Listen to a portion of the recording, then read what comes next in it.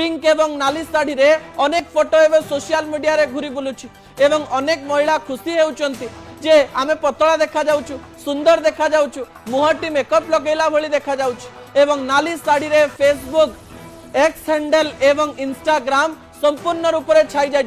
आपण एबे Facebook जानतु Instagram जानतु x handle को जानतु सोशल मीडिया रे जे कोनोसी स्थान को जानतु झियो मानकर एमती फोटो देखिथिबे मुंडरे खोसा थिबो समान प्रकार हेयर स्टाइल थिबो एवं विभिन्न रंगर साड़ी थिबो ए समस्त रंगर साड़ी मध्यरे नाली साड़ी एबे ट्रेंड पलटिछि। ए ट्रेंड मध्यरे अमेरिकार किछि विशेषज्ञ गतकाली यहाकु नै बड़ तथ्य प्रदान करिसंती। आपण एक्स हैंडल रे #अमेरिका जेमिनी लेखि ए तथ्य जानि परिबे।